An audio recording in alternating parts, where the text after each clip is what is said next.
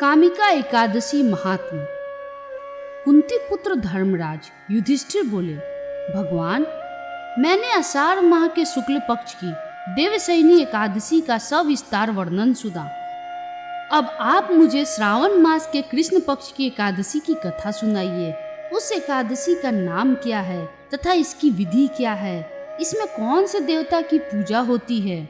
श्री कृष्ण भगवान बोले, राजन, इस एकादशी की कथा कहता हूँ, ध्यान पूर्वक सुनो। एक समय इस एकादशी की पावन कथा को भीष्म पितामह ने लोक हित के लिए नारद जी से कहा था। एक समय नारद जी ने पूछा कि हे पितामह, आज मेरी श्रावण के कृष्ण पक्ष की एकादशी की कथा सुनने की इच्छा है, अतः अब आप एकादशी की व्रत कथा विधि सहित सुनाइए। भीष्म पितामह नारद के वचनों को सुनकर बोले, नारद जी, आपने मुझे अत्यंत सुंदर प्रश्न किया है, आप ध्यान लगाकर सुनिए। श्रावण मास के कृष्ण पक्ष की एकादशी को कामिका एकादशी कहते हैं। एकादशी की कथा के सुनने मात्र से ही वाजपेयी यज्ञ का फल मिलता है। कामिका एकादशी के व्रत में शंख, चक्र, गदाधारी विष्णु भगवान की पूजा होती है।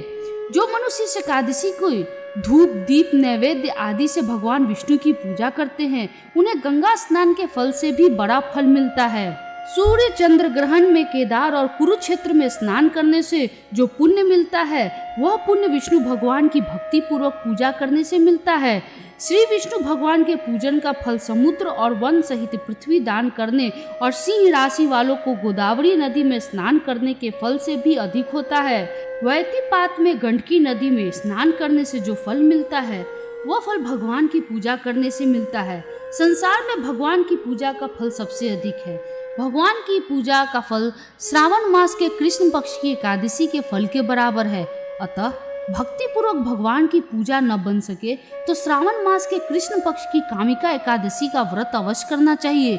आभूषणों से युक्त बछड़ा सहित गौदान करने से जो फल मिलता है, वह फल कामिका एकादशी के व्रत से मिलता है। जो उत्तम द्विज श्रावण मास के कृष्ण पक्ष की कामिका एकादशी का व्रत करते हैं तथा श्री विष्णु भगवान की पूजा करते हैं, उससे समस्त देव, नाग, किन्नर, पितृ आदि की पूजा हो जाती है। इसलिए पापी से डरने वाले व्यक्तियों को विधि विधान सहित इस व्रत को करना चाहिए।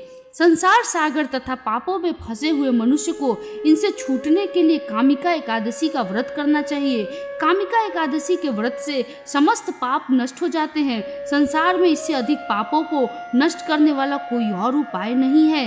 हे नारद जी, स्वयं भगवान ने अपने मुख से कहा है कि मनुष्यों को अध्यात्म विद्या से जो फल मिलता है, उससे अधिक फल कामिका एकादशी का व्रत करने से मिल जाता है। इस व्रत के करने से मनुष्य अंतिम समय में अनेक दुखों से युक्त यमराज तथा नरक के दर्शन नहीं करता। कामिका एकादशी के व्रत तथा रात्रि के जागरण से मनुष्य को कुयोनि नहीं मिलती और अंत में स्वर्ग लोक को जाता है। जो मनुष्य श्रावण मास के कृष्ण पक्ष की कामिका एकादशी को तुलसी से भक्ति पूर्वक श्री विष्णु भगवान की पूजा करते हैं, वे इस संसार सागर में रहते हुए भी इस प्रकार अलग रहते हैं जिस प्रकार कमल पुष्प जल में रहता हुआ भी जल से अलग रहता है। भगवान की तुलसी दल से पूजा करने का फल 1 भार स्वर्ण और 4 भार चांदी के दान के फल के बराबर है। श्री विष्णु भगवान रत्न, मोती, मणि आदि आभूषणों की अपेक्षा तुलसी दल से अधिक प्रसन्न होते हैं। जो मनुष्य भगवान की तुलसी दल से पूजा करते हैं, उनके समस्त पाप नष्ट हो जाते हैं। हे नारद जी, मैं भगवान की अत्यंत प्रिय श्री तुलसी जी को नमस्कार करता हूँ।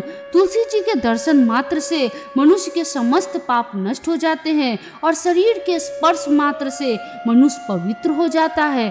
तुलसी जी को जल से स्नान कराने से मनुष्य की समस्त यम यातनाएं नष्ट हो जाती है। जो मनुष्य तुलसी जी को भक्ति पूर्वक भगवान के चरण कमलों में अर्पित करता है, उसे मुक्ति मिलती है।